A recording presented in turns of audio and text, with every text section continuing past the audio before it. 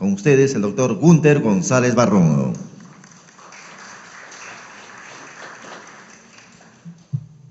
Muy bien, buenas noches. Me toca a mí la difícil tarea de resumir las ponencias. Y normalmente en este ámbito, así como en los prólogos, ¿no? Cuando alguien le pide un prólogo, siempre pues tiene que hablar bien del libro. Difícil que alguien hable mal del libro porque simple y sencillamente el prólogo no se publicaría. Pero yo a veces me han pedido prólogos, pero he visto el libro y la verdad que he preferido guardar silencio.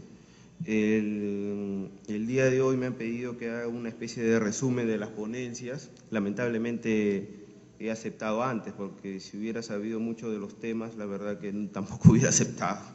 Así que voy a tener que realizar una labor crítica de algunas de las ponencias, y en eso me voy a concentrar, porque bueno, pues para hablar bien de las ponencias yo creo que eso no sería mi función. Mi función creo que es aquí exponer lo que a mí me parece particularmente, a veces gravemente, errado. Y vamos a comenzar con el tema referente a lo que acabamos de escuchar, para no irnos muy lejos. En primer lugar, es absurdo pensar que alguien le va a pagar una expropiación por el uso del subsuelo a 50 metros en profundidad. Eso nunca ha ocurrido en el Perú, por ejemplo. Nunca ha pasado. A nadie le han pagado nada por construir a 50 metros abajo, en el subsuelo. Y tampoco le pagarían nada por construir un puente 50 metros arriba. O sea, no entiendo cuál es la crítica, la verdad, al Código Civil, porque el supuesto problema que se narra nunca ha ocurrido. Por lo demás, el Código Civil tiene una ventaja, que es que da un criterio abierto, no un criterio cerrado, no un criterio específico. Porque el Código Civil, pues, tal vez al estilo Japón podría decir, bueno, pues que la propiedad se extienda 4 metros hacia arriba, o 5 metros hacia arriba, o 10 metros hacia arriba. Y perdón, ¿y qué pasa si la zonificación cambia, como hemos visto que cambia cada rato? ¿Qué pasaría entonces con mi predio? ¿Que el Estado sería propietario del tercer piso de mi casa? ¿O que el Estado sería el propietario del cuarto piso? Eso es absurdo. Justamente el Código Civil tiene la ventaja de decir, la propiedad se extiende hasta donde le sea útil al propietario. ¿Por qué? Porque establece un criterio que recién se va a determinar, se va a precisar, se va a fijar, se va a establecer de manera concreta con la zonificación, que puede ir variando, que puede irse modificando. Entonces, no podemos tener una ley que diga se extiende a 3 pisos de altura o a 4 pisos. Esa es la razón por la cual el Código Civil y todos los códigos civiles del mundo tienen reglas abiertas, no reglas cerradas. Porque si tuviesen reglas cerradas, implicaría que ¿qué hacemos cuando la zonificación se modifica? ¿Qué significaría? Que ahora tenemos al propietario arriba o abajo nuestro, en el sótano o en el tercer piso. Eso no es posible. Entonces, el problema que se plantea, la verdad, no existe. Y cuando un problema no existe, entonces estamos hablando de más. Por otro lado, lo que hizo el Tribunal Registral en esa resolución, que impidió que se inscriba una reserva de vía, es la solución absolutamente lógica, además de legal. Ojo con lo que digo, no solamente es la solución lógica y razonable, sino que además es la legal. ¿Por qué? Porque imaginemos que empecemos a inscribir la zonificación o los parámetros urbanísticos o las limitaciones legales de la propiedad en el registro. Imaginemos que se empiecen a inscribir, entre ellas la reserva de vía. ¿Qué va a pasar si empezamos a inscribir ese tipo de limitaciones que operan legalmente, no operan por pacto, operan legalmente. Es decir, la norma ya me dice que hay esa limitación. Si nosotros empezáramos a inscribir ese tipo de limitaciones, nos vamos a encontrar con situaciones curiosas. Por ejemplo, ¿qué pasa si inscribimos una zonificación que dice que yo puedo construir 5 pisos? Muy bien, tengo 5 pisos, entonces yo compro la casa y digo, la zonificación dice que puedo construir 5 pisos, así está inscrita. Muy bien, pero tal vez esa zonificación en el camino ya fue modificada y ahora se puede construir menos de eso. La pregunta sería, ¿y en ese conflicto qué cosa va a regir? ¿Lo que dice la ordenanza vigente sobre la zonificación o lo que dice el registro que se quedó desfasado en el tiempo porque obviamente al propietario que vendió ya no le convenía inscribir el cambio a menos? Seguro si el cambio era más lo inscribía, pero si el cambio es para reducir su volumetría, ¿no?, o su aprovechamiento urbanístico, entonces ya no me conviene inscribirlo y no lo inscribo. ¿Qué va a primar? ¿El registro con 5 pisos o la norma jurídica que me dice 3? Yo no creo que alguien podría decir que va a primar el registro, porque si no en la ciudad, ¿cómo la ordenamos? Imagínense esa ciudad, dependiendo de que si está inscrito o no está inscrito, se cumple la ley. ¿Desde cuándo la ley está supeditada a que algo se inscriba o no se inscriba? La ley se cumple porque está en la ley, es suficiente. La zonificación se cumple porque está en normas, está en ordenanzas. Entonces, ¿cuál sería la ventaja de inscribirla? Ninguna. Porque aun cuando está inscrita, si la zonificación normativamente está modificada, lo que va a regir es la norma. Entonces, ¿para qué está inscrita? Lo que se produciría más bien es posibilidades de estafas y fraudes, porque mucha gente, ingenuamente y de buena fe, creería en lo que está inscrito, cuando en realidad lo que prima es lo que está en la ordenanza municipal. Por lo tanto, inscribir la zonificación no da ninguna ventaja, no produce ningún efecto jurídico, pero sí permite los fraudes. Entonces, ¿para qué lo inscribimos? ¿Solo para darnos el gusto de inscribir algo? No lo creo. Entonces, está muy bien que las reservas de cualquier tipo, incluyendo de vías, no se inscriban, porque se trata, repito, de limitaciones que se imponen por la ley, no son limitaciones por pacto. Si A, B se ponen de acuerdo por pacto en limitar su propiedad, eso sí que se inscriba, porque la ley no lo dice, y para que la gente lo conozca tiene que estar inscrito, pero una limitación legal no. Por lo demás, en todo caso, yo me podría preguntar, en esta situación, ¿quién es el órgano que a quien la Constitución le ha delegado el control urbano? ¿Al registro público o a la municipalidad? Porque me parece que con ese criterio es el registro público ahora el que verifica el control urbano, porque ahora tenemos que ir a registrar las limitaciones y los parámetros urbanísticos. La respuesta es que no. Entonces, una crítica totalmente infundada, sin dudas. Otro tema, a mí no me parece que esté erróneo lo de la Municipalidad de San Isidro, porque esa es la lógica, porque yo puedo tener un predio colindante, ¿no? Yo tengo un predio colindante, el predio colindante tiene 1 hectárea y está construyendo, y la construcción está a 50 metros, ¿qué? ¿Ahí hay colindancia? O sea, viene terreno vacío, el edificio, y el otro terreno, y la otra construcción está a 50 metros, ¿ahí habría colindancia? ¿Se cumpliría la finalidad realmente? No se cumpliría.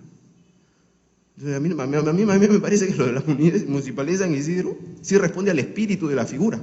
No es que esté en contra, responde al espíritu. Más bien lo otro, pensar que solo es colindancia con el predio, aunque el predio, su construcción esté muy alejado, eso va totalmente contra la razón de ser de esa figura, que lo que busca pues es mantener la estética y el orden. Pero no creo que pueda haber orden cuando hay en el medio un solar, un terreno no construido inmenso, aunque formalmente sea colindante, porque es el mismo propietario. Entonces, la verdad, no veo ninguna de las 3 supuestas críticas acertadas. Y en realidad, en términos generales, yo me pondría a pensar si derecho urbanístico, por ejemplo, ya saliéndonos de la exposición anterior, ya en términos más generales y macro, lo que nos podríamos poner a pensar es si derecho urbanístico es sinónimo a trámites registrales. Porque yo últimamente estoy viendo que se habla de derecho urbanístico y se empieza a decir los requisitos para pedir una licencia, los requisitos para pedir una habilitación o los requisitos para inscribir en el registro público. ¿Derecho urbanístico es trámites registrales? Yo no creo que el tema registral sea relevante en lo urbanístico. Es más, diría que es lo último. Es más, diría, el registro en realidad, ¿qué cosa tiene que oponer cuando una persona ya tiene su declaración de fábrica municipal? ¿Qué más va a hacer el registro? A ver, ¿qué más va a verificar? Si el competente es el gobierno local. El registro en la práctica lo que tiene que hacer es archivar el documento y ya. ¿Qué más va a cuestionar?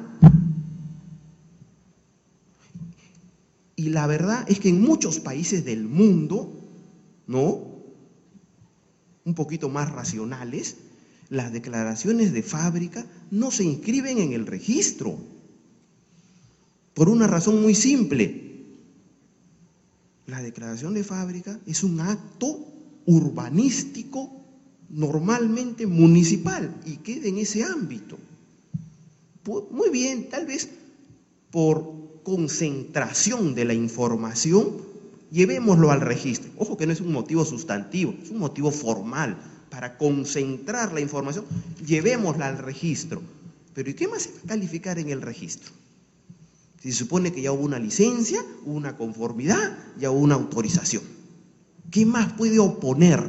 Derecho urbanístico, la verdad, no tiene nada que hacer con derecho registral, porque el registro lo único que debería hacer es archivar la declaración de fábrica y nada más.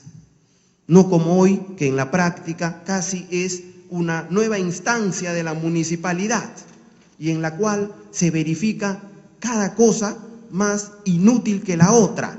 Yo, por ejemplo, he visto esta observación en el registro. En el expediente no aparece el número. La pregunta es, ¿y al registro qué le importa el número del expediente? Si el número del expediente en todo caso le importa a la municipalidad, ¿para qué el registro? Otra, en el formulario no ha firmado el cargo de recepción y entonces ¿cómo lo ha presentado? Se lo han entregado, ¿no? ¿Qué importa que haya firmado o no el cargo de recepción? Cosas de ese tipo. La pregunta es, ¿vale la pena seguir con ese tipo de calificación inútil e inservible? Porque el registro se supone que sirve para dar seguridad jurídica, pero ¿qué seguridad jurídica me amplía por decirme falta el número del expediente, no firmó el cargo de recepción o se equivocaron en el nombre, que es Luis, y le pusieron Luisa, pero todo indica que es Luis porque hay 50 documentos más que dicen que es Luis? Entonces vaya a la municipalidad a hacer una aclaración. ¿Y cuánto me va a demorar eso? A hacer una aclaración en la municipalidad. Entonces, vamos a los temas de fondo acá. El derecho de registro no es derecho urbanístico, es un derecho formal que tiene su ámbito. Y en este punto, muy limitado.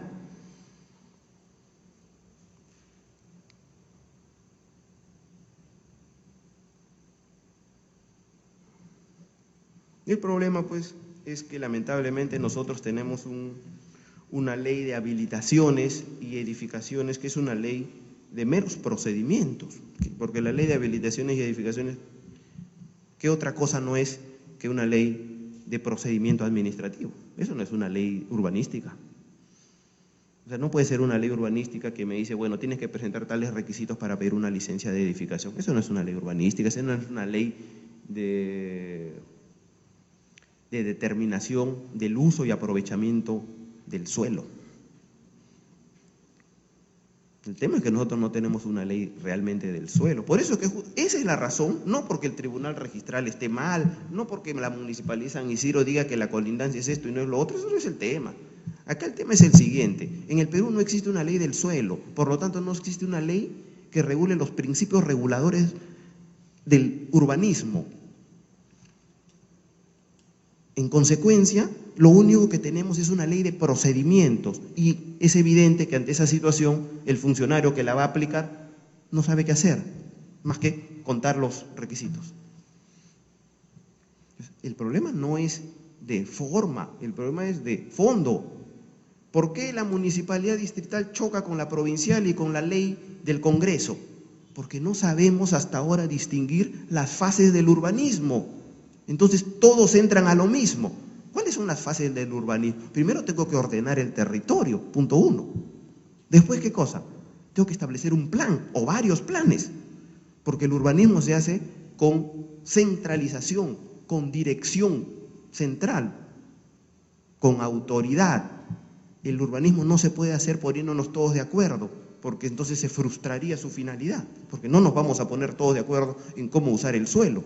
Entonces, el urbanismo se hace con dirección, con autoridad, y se hace distinguiendo sus fases. Una fase será la ordenación del territorio, la otra fase será los planes urbanísticos, y luego vendrá la gestión urbana, o sea, la ejecución de los planes.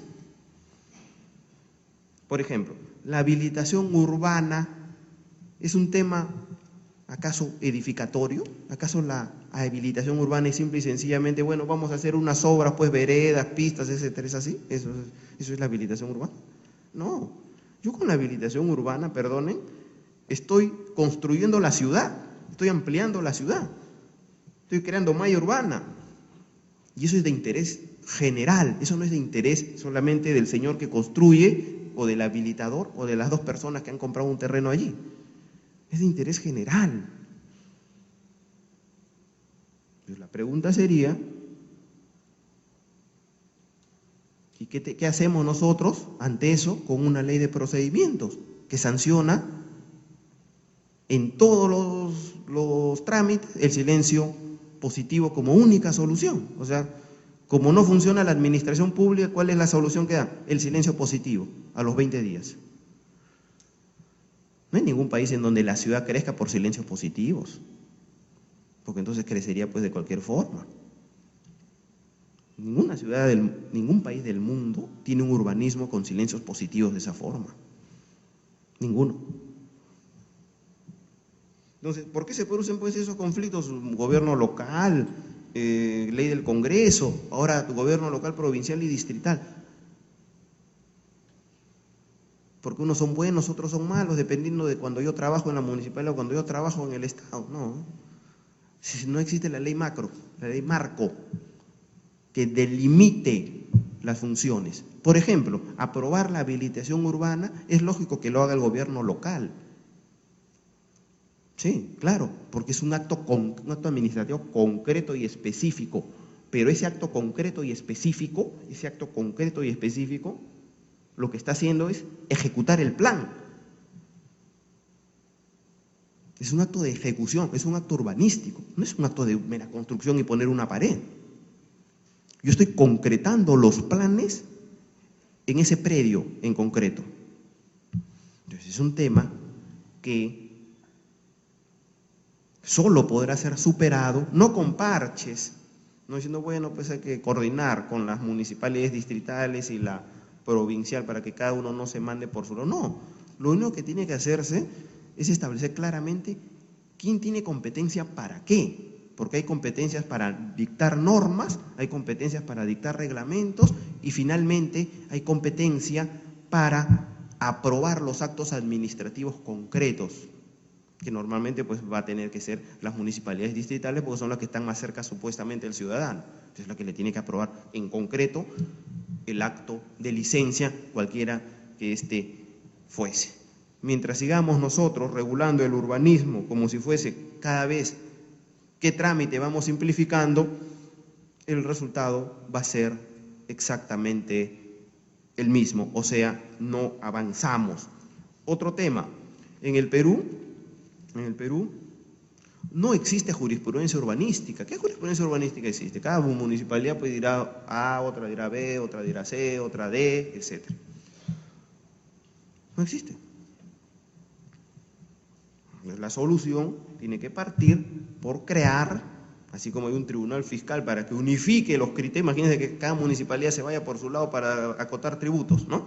Entonces, así como hay un tribunal fiscal que tiene que uniformizar las decisiones y empezar a enseñar, porque esa es una función de los tribunales, enseñar, pedagógica, Bueno, pues tiene que haber un tribunal urbanístico que empiece a dar criterios fijos, que empiece a establecer precedentes y soluciones predecibles a los casos.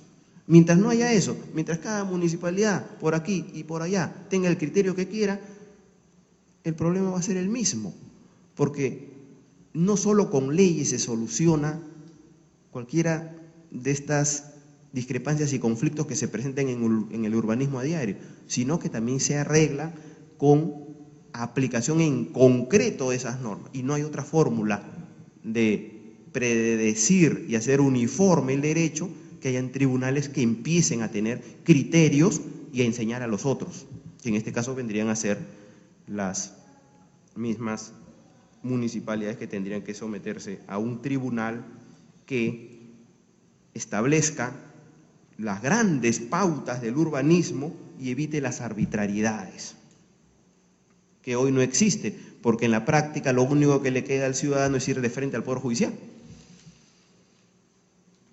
con lo impredecible que eso implica. Entonces, hay varios aspectos que se tienen que tratar, que por supuesto no pasa por temas menores o temas superfluos como la inscripción registral. Imaginemos pues que en un país estén preocupados porque no se inscriben las declaraciones de fábrica. Eso implica que ese país está mal, porque lo que tenemos que preocuparnos es que la gente pida autorización para construir. Eso debemos preocupar, ese es un tema de fondo. En eso debemos preocuparnos, no en, tengo ya la autorización pero no me inscriben. Imagínense ese problema. Ya no tiene sentido, ya logré todo al final y el problema va a ser que no inscribí. En un país como el Perú, que es sísmico, ¿vamos a seguir permitiendo que hayan construcciones con silencio positivo indefinidamente? ¿Esa es una solución? ¿Una solución es la autoconstrucción? Bueno, pues somos pobres, no hay otra fórmula. Pero estamos jugando con la vida de la gente, con la autoconstrucción, con construye y regularizas luego. Ese es el tema. Entonces tenemos que enfrentar el urbanismo desde una perspectiva sustancial y no dejarnos llevar por temas exclusivamente de forma que la verdad no tienen la más mínima importancia y que en realidad deberían hace mucho tiempo estar salvados y subsanados. Yo no sé por qué hasta ahora no se soluciona el tema urbanístico registral, diciendo que el registro simplemente archiva los planos de las fábricas. Y se acabó, porque ya es competencia de la municipalidad verificar para bien o para mal. A ella o si no, tenemos que cambiar pues la Constitución, porque la Constitución dice que la competencia es de los gobiernos locales. Entonces, si no nos gusta y vamos a recalificar y a rectificar lo que dice la Constitución, cambiemos pues la Constitución y que sea el registro público el que otorgue las licencias de edificación, de subdivisión y hasta las habilitaciones urbanas. Pero mientras el sistema jurídico diga que es los gobiernos locales, el registro lo único que tiene que hacer es archivar el plano, como ocurre en los sistemas racionales del mundo. Pero el problema con el Perú es que copia. Entonces, como hemos copiado a los españoles, y los españoles quieren calificar hasta si la persona existe o no existe, a pesar que el notario le dice que existe, entonces estamos en esa situación. ¿Y por qué hemos copiado a los españoles? Porque es el mismo idioma, pues. Como no sabemos otro idioma y solamente nos quedamos con el castellano a medias, que sabemos, entonces le hemos copiado a la ley española. Pero lamentablemente, pues en ese punto no tenemos que copiar, porque si los españoles están mal, ¿por qué nosotros le vamos a copiar? ¿Por qué? Porque están en Europa. Los argentinos no inscriben la fábrica. Vamos al primer mundo, ya no ya no olvidemos del tercer mundo un ratito, vamos al primer mundo. ¿Cómo se hace en Inglaterra para inscribir una construcción? A ver. ¿Qué hay? ¿Ustedes creen que hay alguien que esté calificando a ver si hay un error, un defecto en el plano municipal? ¿Ustedes creen?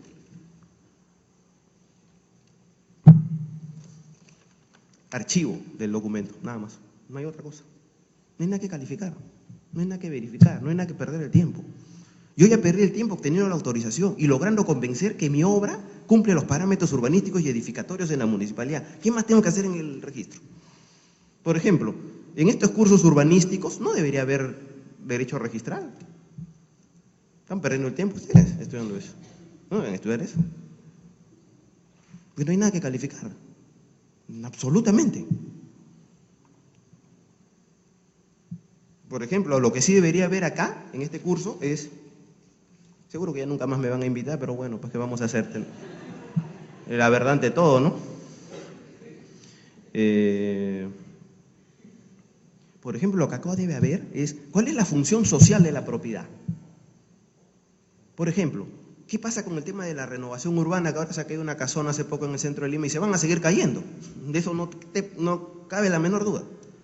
¿Qué con el tema de la renovación urbana? A ver, por ejemplo,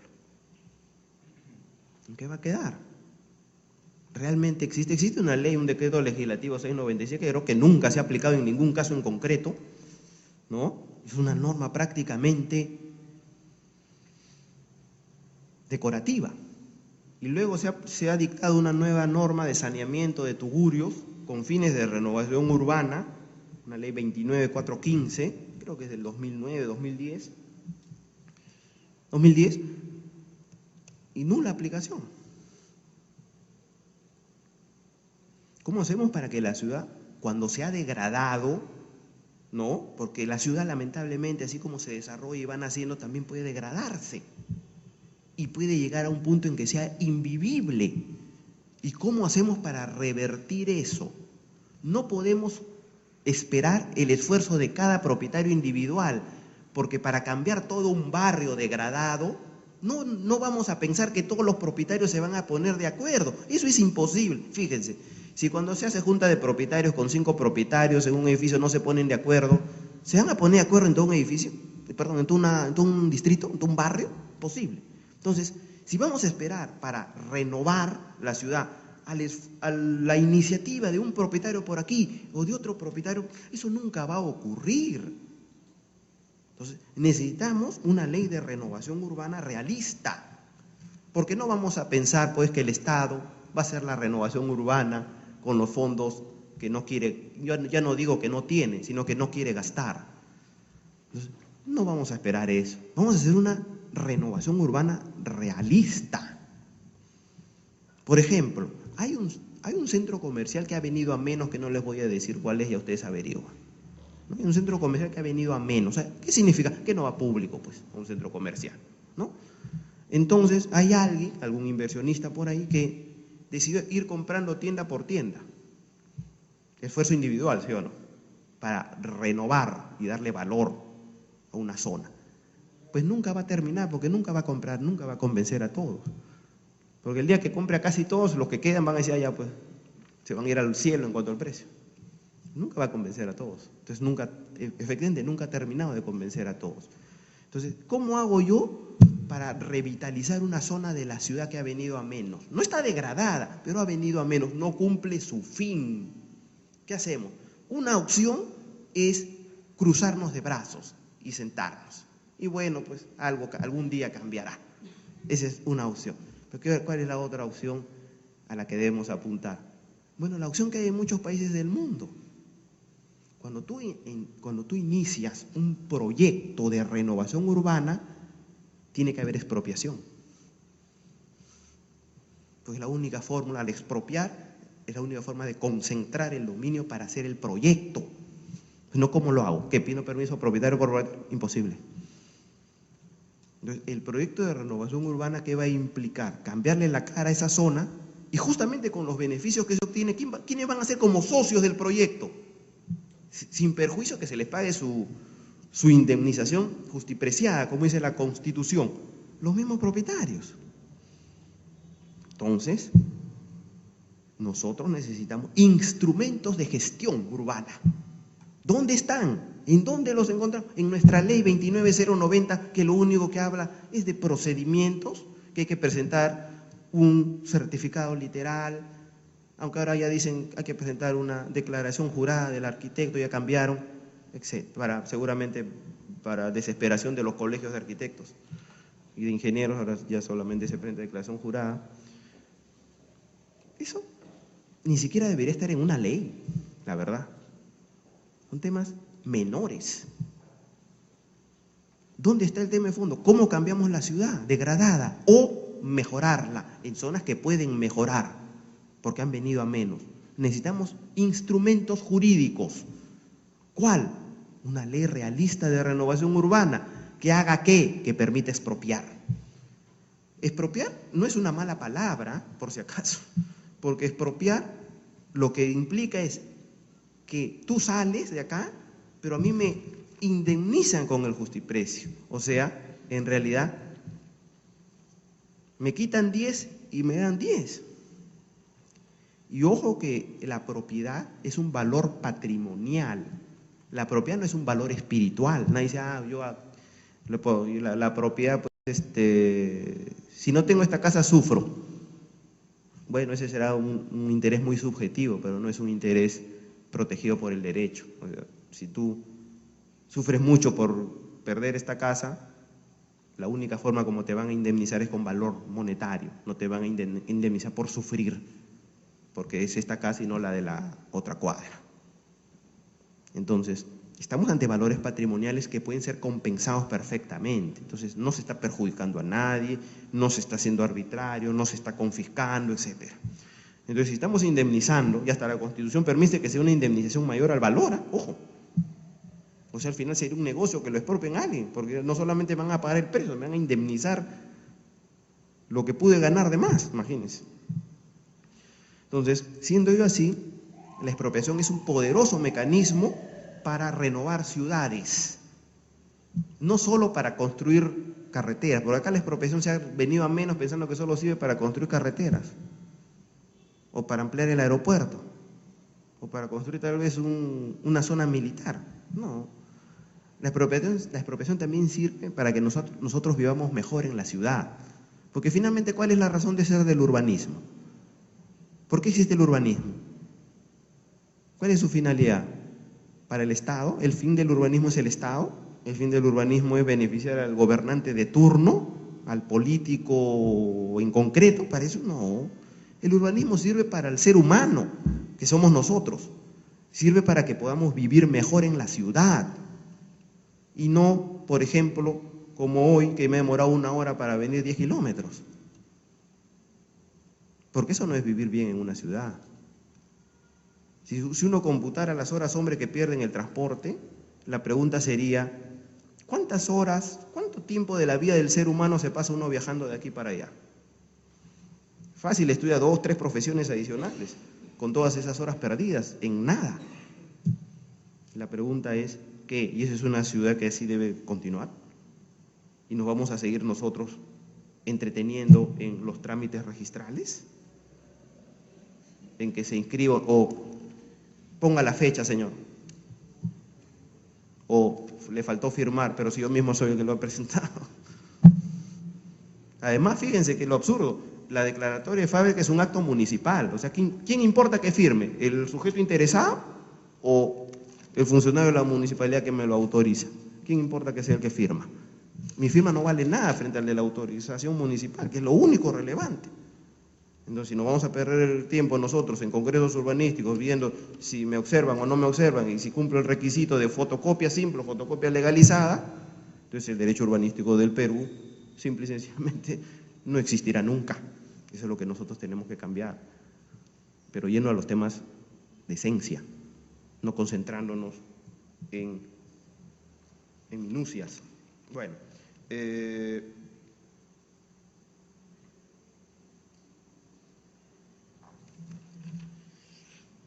el día de ayer, un día para acabar, no, para terminar.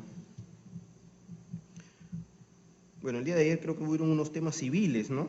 De exposición, que como que no tiene mucho que ver con el derecho urbanístico. Hay un tema que creo que a ustedes, y especialmente a quienes son ingenieros o arquitectos, les interesa, y les voy a dar una buena noticia para que no empiecen a preocuparse ni a ir de frente a una farmacia o a un médico, ¿no?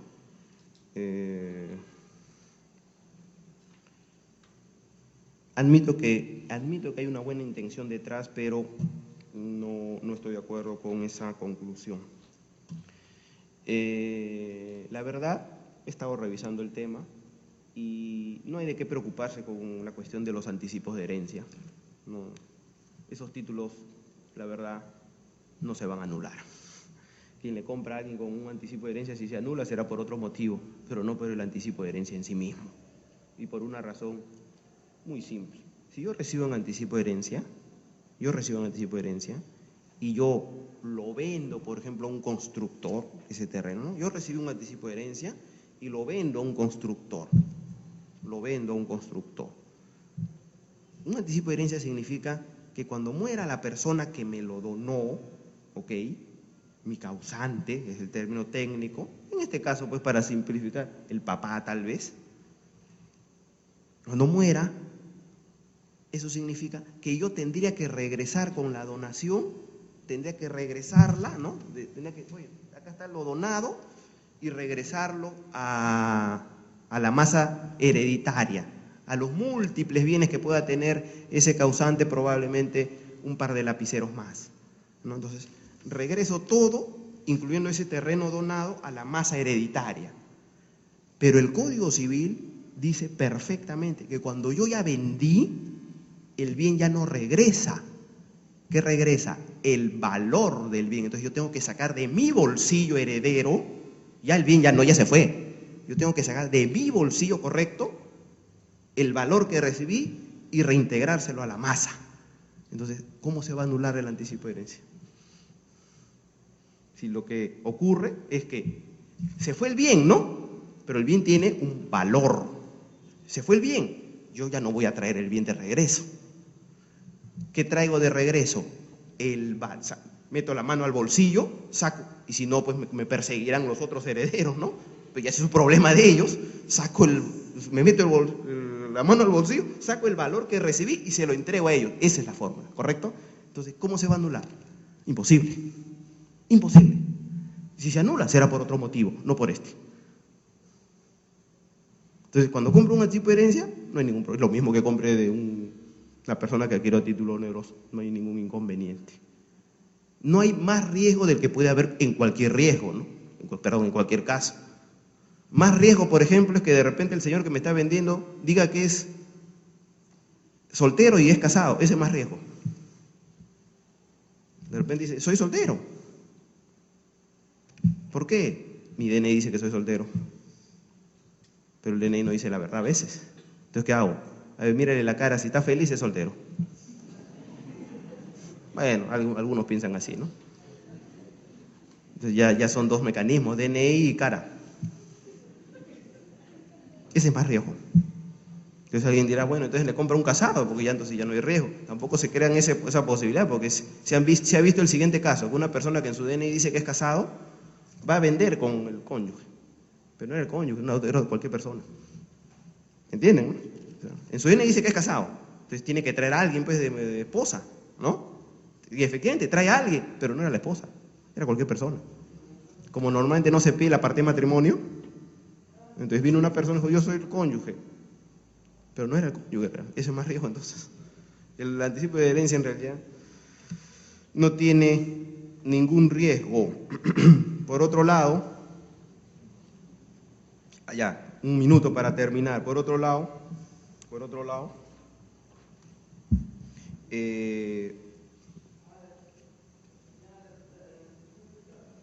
volviendo al tema que hemos visto rápidamente, el derecho civil nunca es igual al derecho registral. Lamentablemente hay personas pues, que solamente han estado en su vida detrás de un escritorio y entonces ellos piensan que la realidad es su escritorio. Se han confundido, es como la parábola de Platón, ¿no? Entonces siempre estuvieron encadenados y mirando una sombra. Entonces piensan que la realidad es la sombra. Entonces hay gente que como toda su vida está en un escritorio, cree que su realidad es el escritorio. Y entonces ellos piensan que el registro es la realidad viva. Yo les voy a poner un ejemplo. ¿Qué pasa si yo hoy día voy con una persona, nos ponemos de acuerdo en comprarle su terreno, ¿no? Yo soy muy confiado, probablemente sí, pero ¿qué vamos a hacer? Ya ocurrió. Y vamos al banco y le deposito el dinero del precio en el banco. La pregunta es, ¿quién es el propietario de ese terreno? ¿El que vendió o el que compró? ¿O no pasó nada y no existe ese contrato? La respuesta primero es que sí existe el contrato, ¿Ok? La respuesta es que ya incluso hasta pagué el precio del contrato. ¿Ok? La pregunta es, ¿y qué? Con mi contrato verbal, tal vez grabado, ahora que graba, se graba todo, grabado, ¿puedo inscribirlo en el registro? ¿Puedo ir con mi grabación, señor? Registro, inscríbame con mi grabación. ¿Puedo? No puedo, ¿sí o no? Entonces, ¿cómo el registro, cómo las inscripciones van a ser igual a la realidad jurídica? ¿Todos los días contratamos y acaso todos los días estamos yendo al notario? No. La realidad el registro es un ámbito formal, pero no es un ámbito real. Entonces, los dos mundos están separados. La idea es que se junten, pero no se juntan, porque esa es la vida del hombre. La vida del hombre no es todo el día estar en un notario, ni estar inscribiendo. ¿Ok? Entonces, ¿cómo se va a decir pues que el registro es la realidad y es lo mismo que el derecho civil? El derecho civil regula contratos que pueden ser verbales, escritos, en un papel bond, en un papel higiénico si quieren. Y nada de eso se va a inscribir. Entonces, no podemos igualar registro y derecho civil. Es más, en el caso del anticipo de herencia, bajo el derecho registral, el señor donatario anticipado perfectamente transfirió, perfectamente. Y en el registro lo único que consta es la transferencia, pero en el derecho civil puede haber muchas otras cuestiones, como por ejemplo que tengo que regresar no el bien, sino el valor del bien al donante. Entonces, no confundamos registro, formalidad, papeleo, con realidad. Queremos que se junten, pero no se van a juntar. La experiencia del Perú y del mundo lo indica. Entonces, en conclusión, no pensemos que el registro es toda la realidad jurídica, que en realidad depende de relaciones que se entablan entre las personas, muchas veces de manera informal o de manera extranotarial. Por lo tanto, nunca identificamos ambas situaciones. Como ya han escuchado, ya me están sacando varias tarjetas rojas, en consecuencia tengo que terminar y muchas gracias por vuestra